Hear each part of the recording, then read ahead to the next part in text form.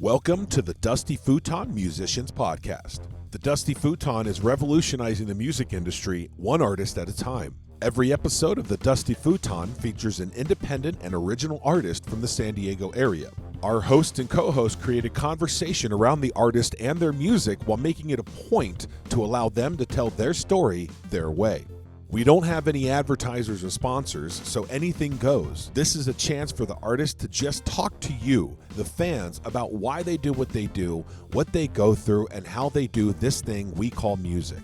We don't charge the artists for this service. We want it to remain completely free for the artists who need it and the fans that want to find them. That's why we set up a Patreon page where your donation can get you behind-the-scenes access to audio, video, and photos, and even get you direct access to the artists. Go to patreon.com/thedustyfuton for more information. Help us revolutionize the music industry, one artist at a time. If I said I was in a state of mind, I was young and good too. Happiness. Squeaky Buddha is a unique group featuring two very close brothers who write their music together. Their soulful voices and skillful time changes are just the beginning of their talent.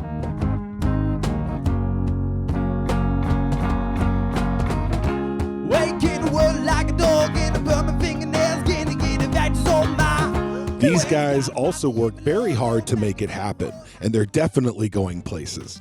What you just heard is a live recording. They haven't been able to lay down tracks yet, so we had them plug right in. Let's go ahead and hear all about where these guys come from and how they do what they do from Wes, Jesse, and Chad. I mean Cody, in this episode of The Dusty Futon. Ladies and gentlemen. Okay. We're going to have to be careful with this. We got Squeaky Buddha in the house here at The Dusty Futon. Yay! First thing I gotta know is where the fuck did you come up with that name? Because that is really cool. You ever mixed heroin and crack together and flipped it around? No, I'm just... I can't say that I have, but now that you mention it... I may want to, though, after all we need for won't remember it. imagination. Yeah, we, let's see. So me and my brother here, we moved to New Zealand for a year, just because why not? And... Why not? Yeah, and...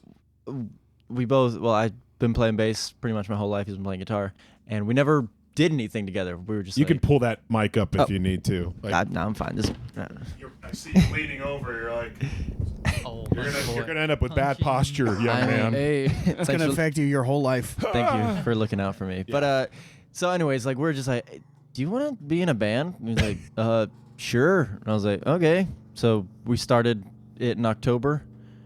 With Is a that- helicopter. is That is a helicopter. That's That's okay. I was like, I is there am something going? That is an Abrams rolling outside. Right If I could hide in Alright. your bathroom closet, that would be great. Okay. No. So, anyways, we Long story short, we joined forces, and then we're like, all right, what are we gonna call ourselves? And we're like, I don't know. So we just, I pretty much just came up with like a bunch of like random names, like the rusty can opener, the stupid Jesus Boomerang. Buttheads. Yeah. And it ended up being like Squeaky Buddha and King Sheet because we worked for a hotel at the time. Like King so Sheet. We were out. And that's so, actually a great name. yeah. So, Hey, That's thanks. not bad. so we went around our group of friends. We're like, what do you guys? If a guy comes to you with 2 tickets, he's like, oh, dude, I got tickets for Squeaky Buddha and also King Sheet. Who are you gonna go see with? And he's like, Definitely everyone Squeaky said Buddha. Squeaky Buddha. So we're like, Oakley dokley, we're Squeaky Buddha then. So That's honestly that when I saw Squeaky Buddha, I didn't give a shit what your music was like. I didn't care. They are so on. Yeah, I'm like, I just got to get you guys on just for that story we just fart right in the there. mics. Actually, Heck yeah. that's all. Well, that's I noticed that. Perfect. Well, and that is something interesting. Is like you don't have any pre-recorded tracks. So are you guys just like new in terms of Yeah. building your band, right? Yeah. Pretty much. So when did this iteration of Squeaky Buddha? When did it happen? Well, we got back from New Zealand and we moved back to Nashville. We were there for like 2 weeks and we're like, man, this is lame. We got to go somewhere else. So we went to San Diego. We're like, let's do music full time. And then our boy Cody was sick of Nashville as well. Came out and we all playing joined drums. forces and Because when I first started talking to you guys, you didn't even have a drummer. yeah. Yeah, and that was only a few weeks ago. Yeah. And look at us now. And now you got a guy who's borrowing the I almost said the futon. But the cajon here at Ears Only Audio Studio, the co-host Corey over here, who's blind as a bat. That is so true. Actually, blinder than a bat. Way technically. blinder than a bat. They still have like ability to see some shit. Echolocation. Yeah. He can't see anything. You know, it's really funny because people have asked me, like, there are actually blind people who echolocate, believe it or not. Yeah, I've heard it. The little click Yeah. sound. Yeah, right? yeah. And, Yeah, and like the what's that guy? The character? God, not Deadpool. Daredevil. Daredevil. Thank you. yeah. So Boom. I used to have people ask me all the time, like, do you know how to do that? No. Like, aren't you going to learn? Isn't it the coolest thing ever? And I'm like, no, I want a girlfriend. What am I going to do? Like walk around like chirp, chirp. Double D's. Ladies, Is that you, sweetheart? I'll see you over Can there. I Just feel reach what your out. face looks like? Just grab out. Oh my You're doing God. in Tokyo. Okay. Got weird in here. You guys ended up in San Diego, Yes, and sir. you just said earlier you were you're scrounging for cash on the beach.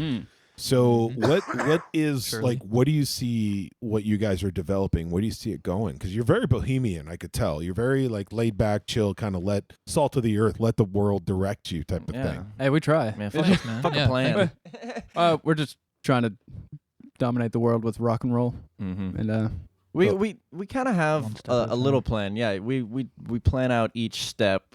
So now we're kind of like, all right, what's next? We're like, well, let's go look at some merch. And so we did some pricing, and we're like, okay, let's work a little bit longer.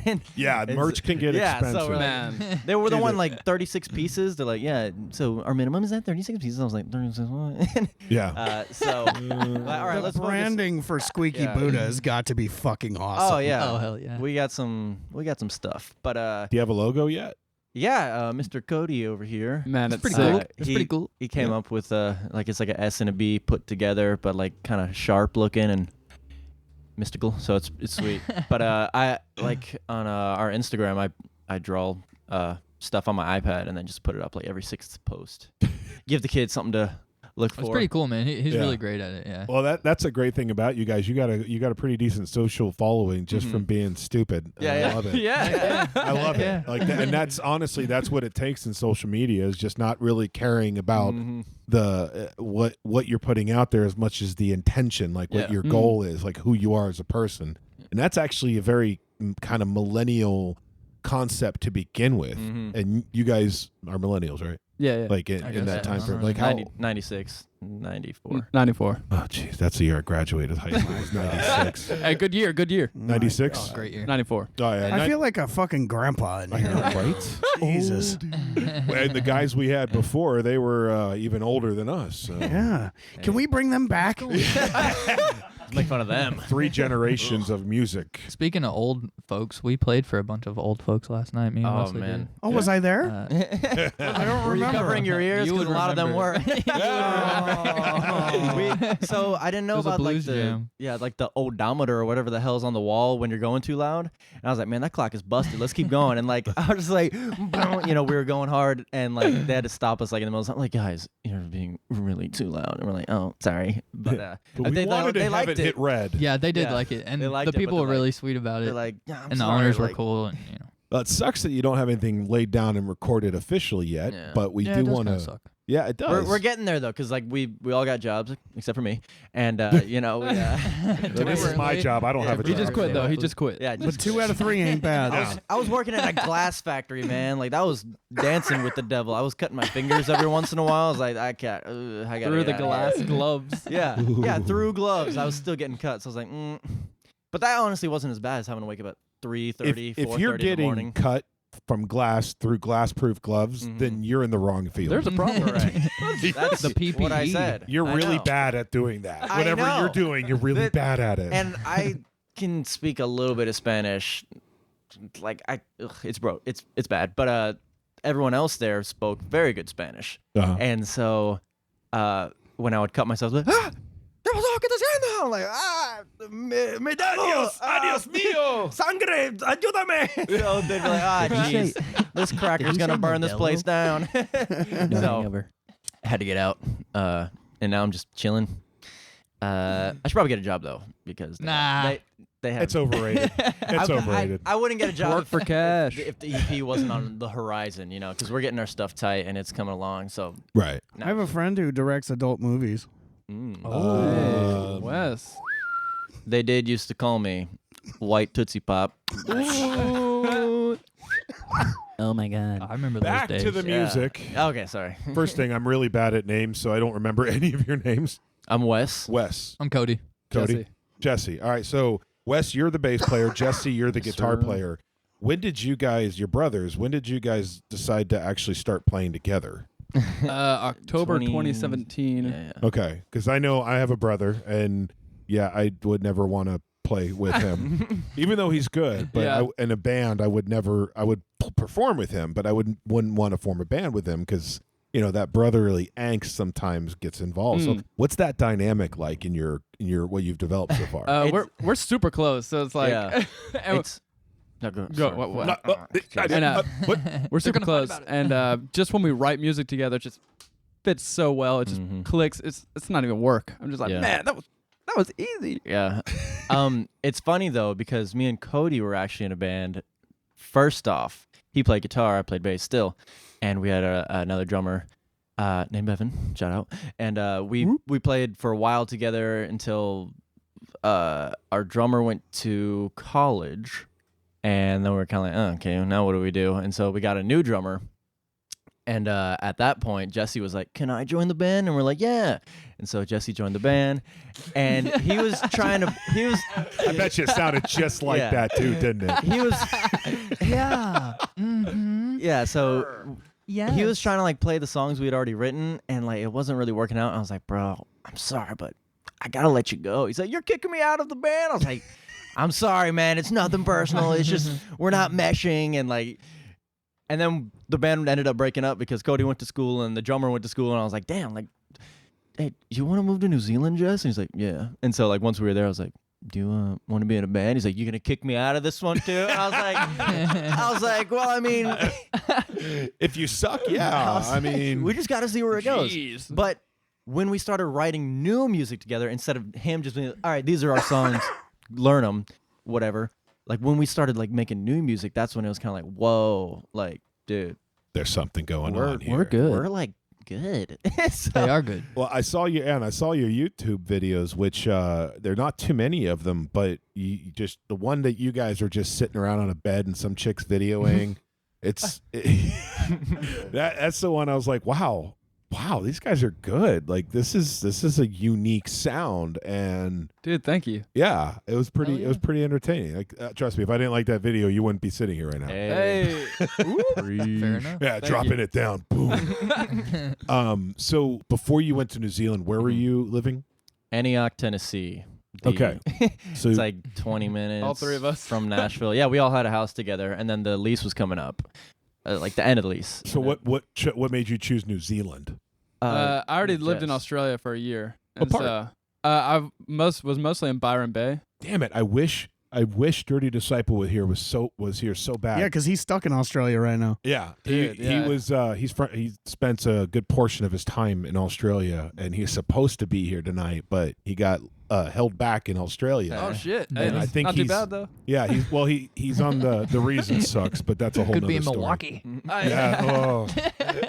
You don't want to lay over in Milwaukee, I'll tell you that. Oh yeah, Daddy. But anyway. Oh, this is fun.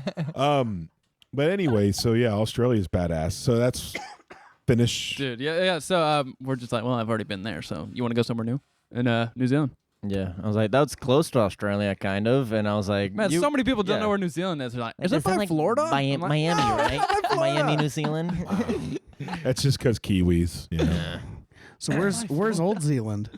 Old Zealand. It's Man, it's That's gone. It's Australia. by Florida. It must be by Florida. Yeah. Old Zealand's Australia. Yeah. Okay. They just changed the name when they made it a penal colony. Mm. Ooh, No, that that sounds no. awful. Not that penal. Penal. Just penal. Well, you colony. know that, right? Australia Yes. was a penal colony. Yes. The whole island of Australia was Britain's dumping ground for people who They didn't like want anymore. Yeah, that they didn't want to deal with. I didn't know what penal meant. But, Penalizing. Like a penal code. It's the short word for penal is penalizing, penalization. You know, Penalty. penalty. Penal. Yeah. Penal. Yeah, I know so penalty. Being so penal It's just about not penal. It's penal. it. Yeah, like, so didn't Europe send the people they didn't like to Australia? Yeah. And then Australia sent the people they didn't like to New Zealand? Where did the people Oh, that shit. New Zealand didn't like? Antarctica. They turned into penguins. Oh, my God. They swam It all south. makes sense now. Wow, that was Deep. yeah. So when you guys write songs, I keep trying to bring it back to music. It's and quite it the goes segue. So so we're going to really good at getting Antarctica. off track. So when you guys write songs. So when you guys write songs, Penguins. who does most of the writing? Whoever's singing, really. So, sorry, I'm talking too much. One of you Nah, talk. dude, no. Nobody's talking too much except me. So go on. So usually it starts with a riff, just like, ooh, that's hot, and then it comes with like a melody. It's like, all right, I'll put the words to that. Yeah. So like, there's so many recordings on our phone where it's just like, and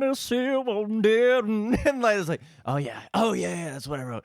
So or recording, and then you just go, yeah. So you hum a tune to the sweet riff you just wrote, and then you put the real words over that on pretty much however you're feeling. And I'm like, bro, I want you to write the chorus for this, or bro, can you write the next verse? And he's like, I got you. Or like, bro, I'm gonna take this one. All right, this one's my song. He's like, all right.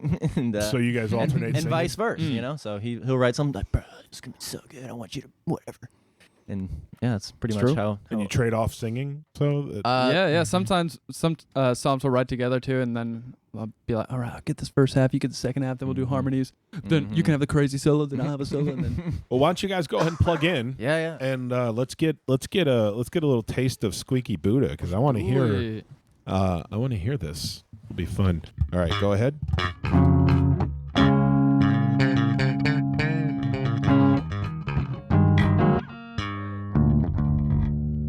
All right, guys, let's do a little quick warm up so I can kind of mix you guys a little bit. All right. Should we just go into the chorus of Lazy Bones just to give them whatever? All right.